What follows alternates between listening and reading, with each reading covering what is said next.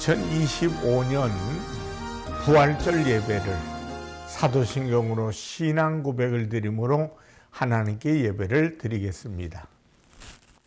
전능하사 천지를 창조하신 하나님 아버지를 내가 믿사오며 그 외아들 우리 주 예수 그리스도를 믿사오니 이는 성령으로 잉태하사 동정녀 마리아에게 나시고 본디오 빌라도에게 고난을 받으사 십자가에 못 박혀 죽으시고 장사한 지 사흘 만에 죽은 자 가운데서 다시 살아나시며 하늘에 오르사 전능하신 하나님 우편에 앉아 계시다가 저리로서 산 자와 죽은 자를 심판하러 오시리라. 성령을 믿사오며 거룩한 공예와 성도가 서로 교통한 것과 죄를 사하여 주시는 것과 몸이 다시 사는 것과 영원히 사는 것을 믿사옵나이다. 아멘. 찬송가 160장으로 하나님께 영광을 돌립니다.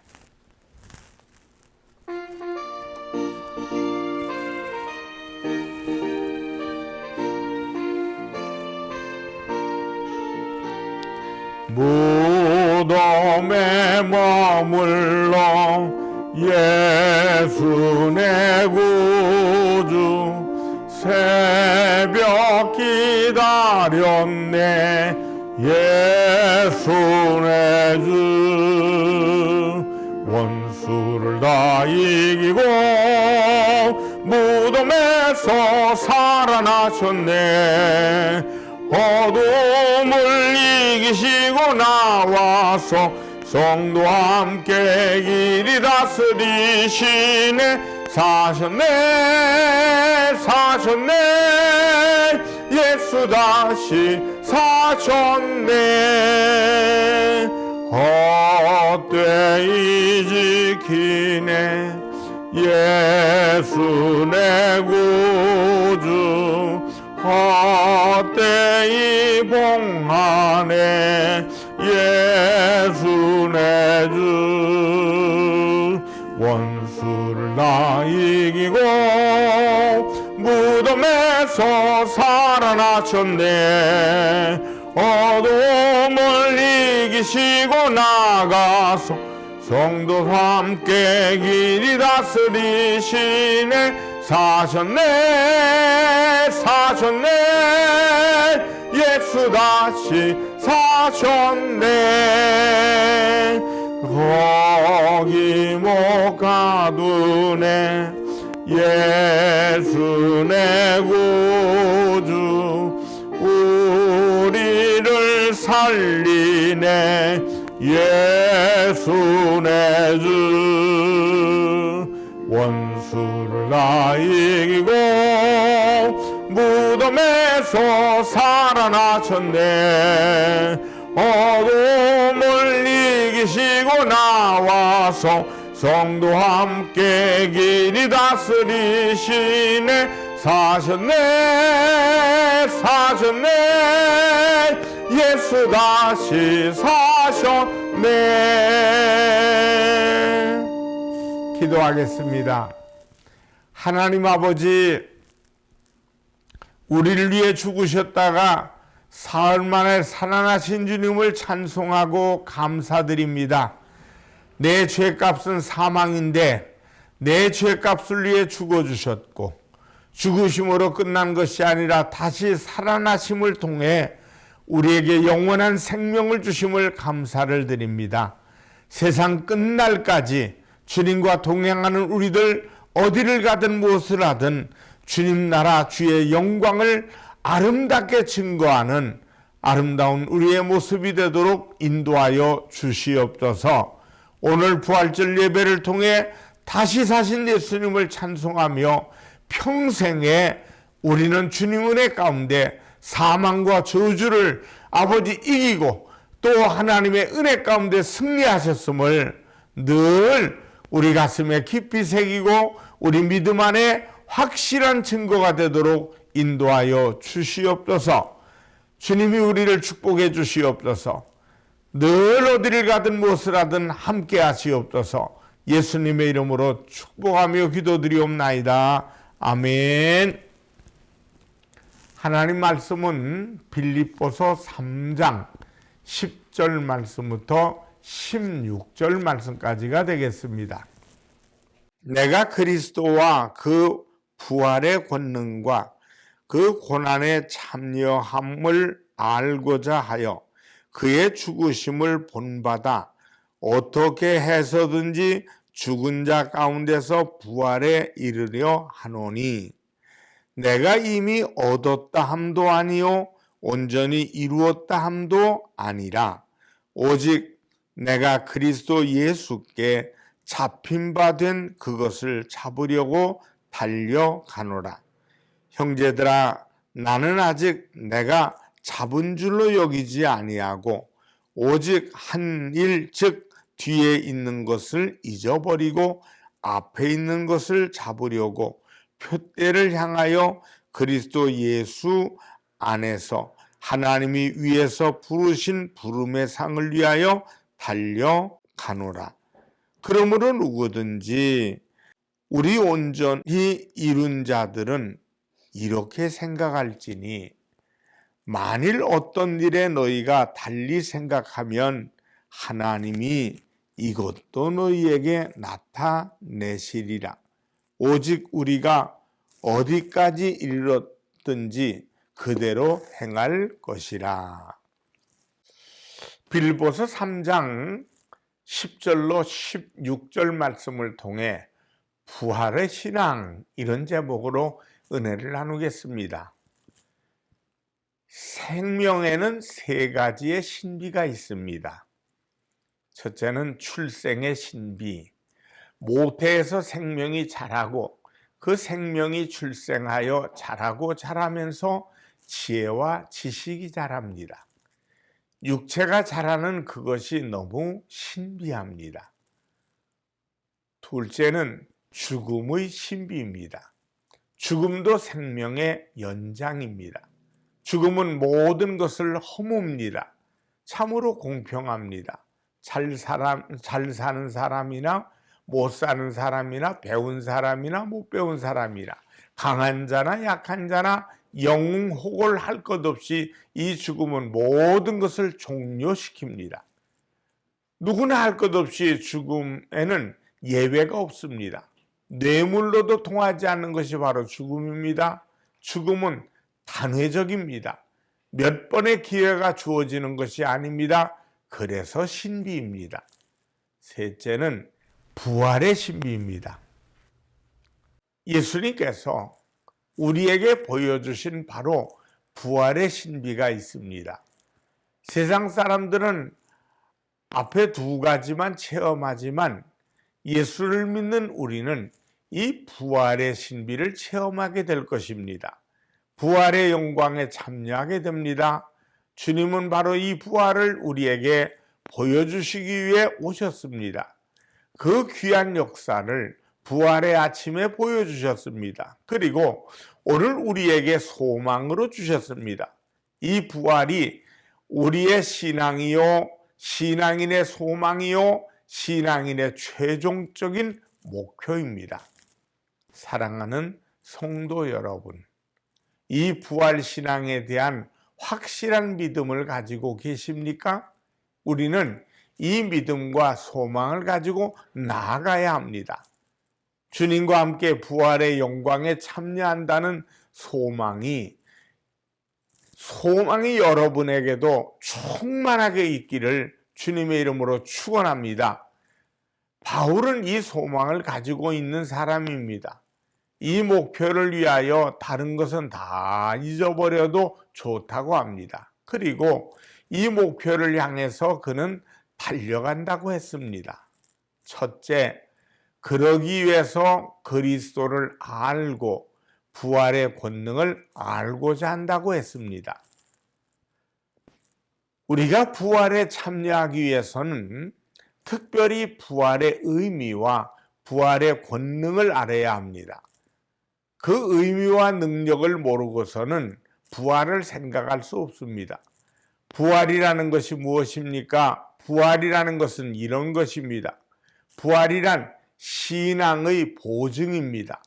부활이 있음으로 인해서 첫째는 육체의 부활을 보증해 줍니다.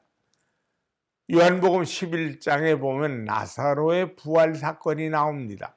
죽은 나사로를 주님께서 다시 살리셨습니다. 이 일을 하시면서 주님께서 제자들에게 하시는 말씀이 있습니다. 요한복음 11장 15절 보면 이는 너희로 믿게 하려 함이라. 무엇을 믿게 하시고자 하는 것입니까? 물론 죽은 사람이 다시 살아나는 것을 믿게 하려고 하시지만 중요한 것은 자신을 향한 메시지입니다.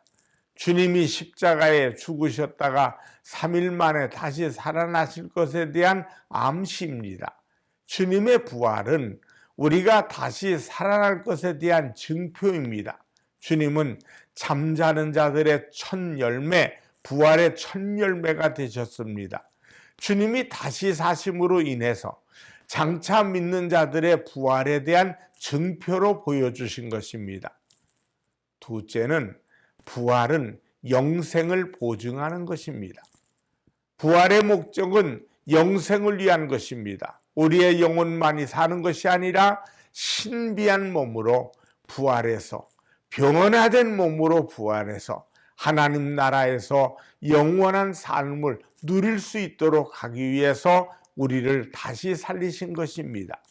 셋째는 부활은 죽음에 대한 승리의 보증입니다. 우리는 결국 이 땅에서 죽음으로 마지막을 고하게 되어 있습니다. 죽지 않는 방법은 없습니다. 죽으면 흙으로 돌아가게 됩니다. 죽지 않으려고 별수단을 다 써보아도 결국 죽습니다. 김일성의 경우는 죽어서 미라를 만들었답니다. 훗날 의술이 발달하면서 다시 살아나고 싶었다는 거죠. 자연의 순리를 역행하는 행위입니다. 아무리 보존하려 한다 해도 세상의 것은 생명을 잃고 맙니다. 아무리 보존하려 하지만 죽음과 함께 없어지고 썩고 맙니다. 그러나 부활의 소망을 가진 사람은 죽어도 다시 산다는 믿음 가운데 있습니다. 그래서 그는 죽어도 죽지 않습니다. 썩어도 썩어짐이 아닙니다. 하나님 나라의 소망은 썩지 않는 것이기 때문입니다. 이것이 참 생명입니다. 이 생명을 안다면 죽음에 대한 두려움이 떠나가게 되는 겁니다. 여기서 용기를 가지게 되고 담대한 삶을 살게 되는 것입니다. 넷째는 부활은 의롭다함을 얻었음을 보증해 줍니다. 이 세상에는 의인은 없습니다. 로마서 3장 10절에 의인은 없나니 하나도 없다. 그러나 믿음으로 의롭다함을 얻습니다. 정말 우리가 믿음으로 의롭다함을 얻은 증표가 무엇입니까? 죽을 때 알 수 있습니다. 죽음을 두려워하지 않고 승리하는 그 모습을 통해서 그리고 최종적으로 부활을 통해서 우리는 의롭다함을 얻었음을 확인하게 됩니다. 이것이 부활의 증표요, 부활의 권능입니다.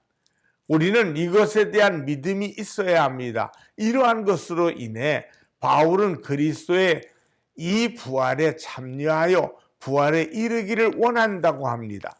그의 최종적인 소망은 바로 그리스도와 함께 부활에 이르는 것입니다. 크게 두 번째는 부활에 참여하기 위해서는 주님의 고난에 동참해야 합니다. 죽음이 없는 부활은 없습니다. 십자가 없는 부활은 없다는 말입니다. 오늘 바울은 이렇게 고백합니다. 내가 그리스도와 그 부활의 권능과 그 고난의 참여함을 알고자 하여 그의 죽으심을 본받아 어떻게 해서든지 죽은 자 가운데서 부활에 이르려 하노니 10절과 11절 말씀입니다.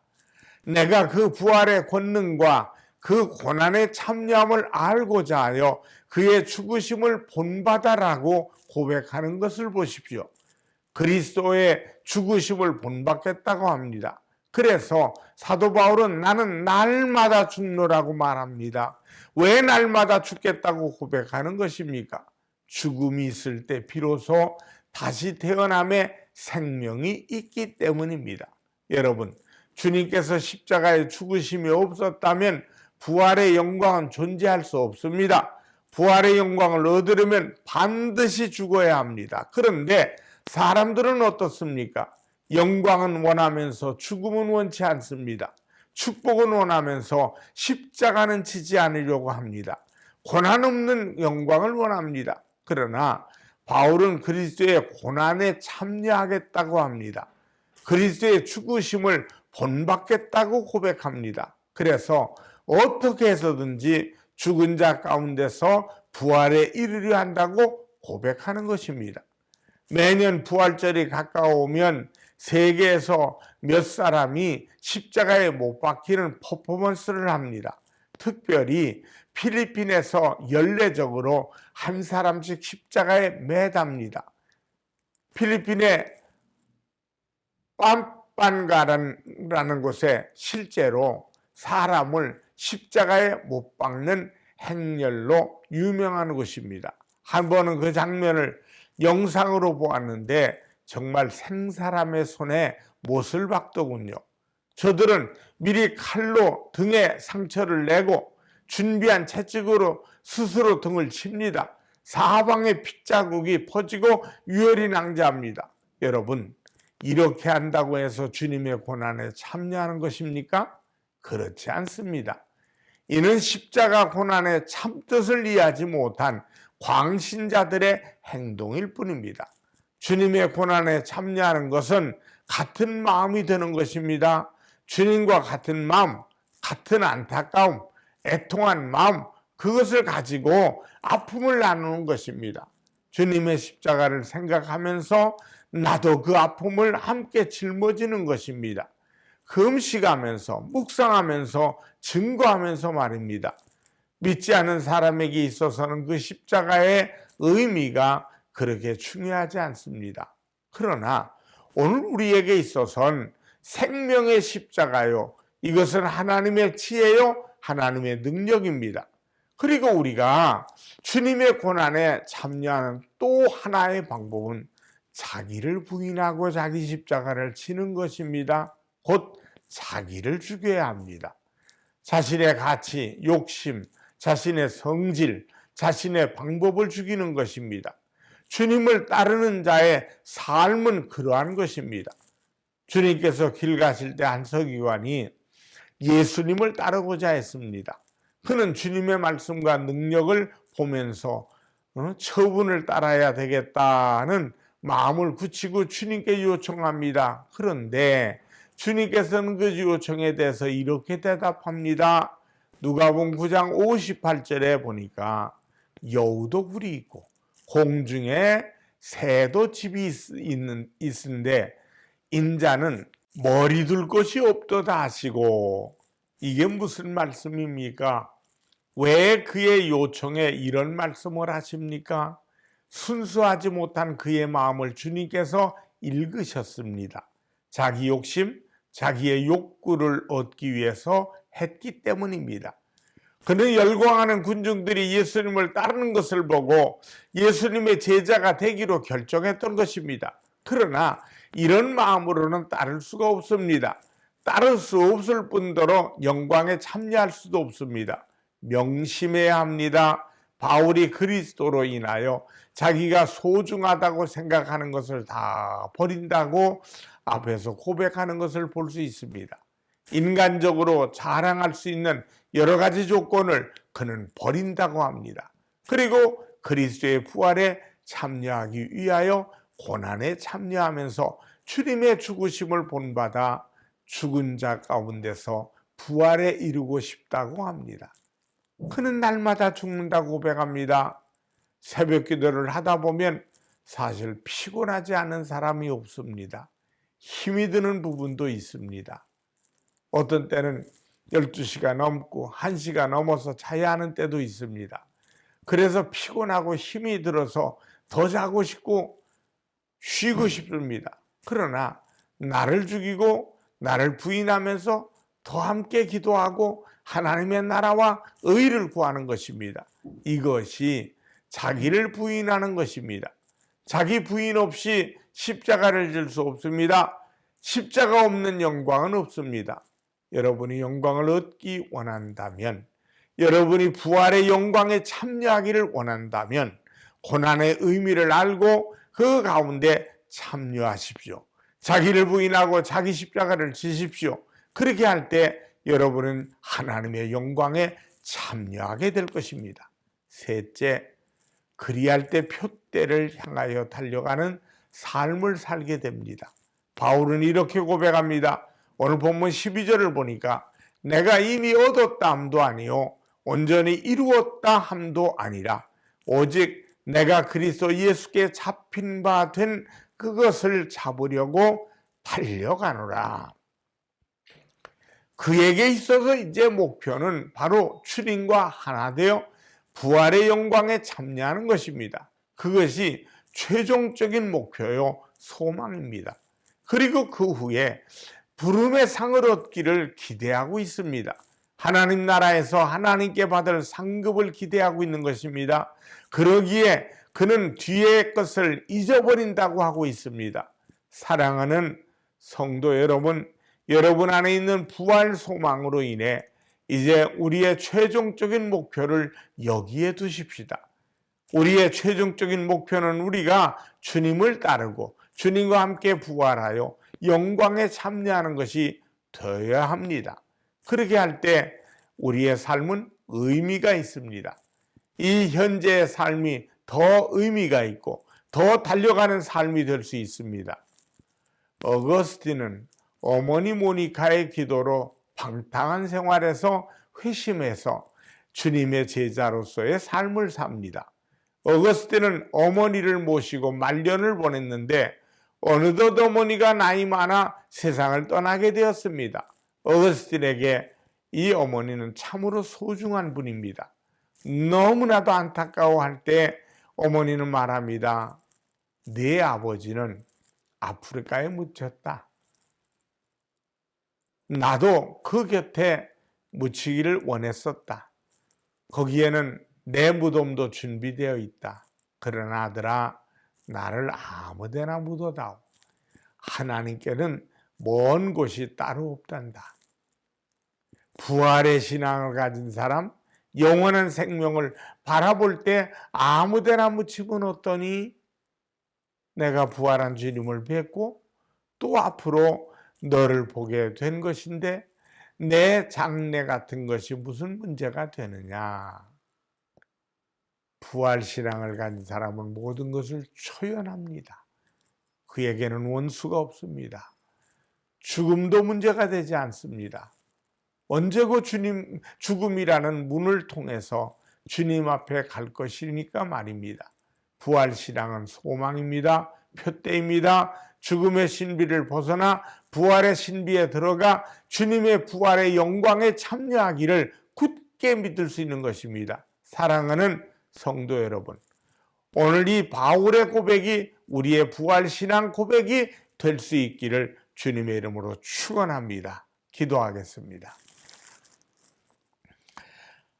부활절 아침에 하나님의 성전에 나와서 하나님의 말씀 속에 예수님 나를 위해 죽으시고 사흘 만에 부활하셨고 그 부활하신 주님의 삶 속에 우리도 동참하려고 다시 한번 우리의 삶을 점검해 보았습니다. 하나님, 날마다 바울이 예수님 닮아가듯이 우리도 늘 예수님 닮아가는 신앙 속에 주님과 함께 우리의 삶의 부정적인 것 다 죽게 하시고 예수님 부활하신 것처럼 나도 살아남을 통해서 하나님께 영광이고 우리의 삶으로 그리스도의 가장 아름다움을 증거하는 우리 모두가 되도록 도와주시옵소서. 부활절 말씀을 통해서 언제나 우리는 소망이 있음을 말하게 하시고 분명한 목표가 있음을 알게 하셔서 하늘나라 천국을 소유한 믿음의 고백이 날마다 하나님께 영광이 되고 우리에게는 축복이 되게 하여 주시옵소서.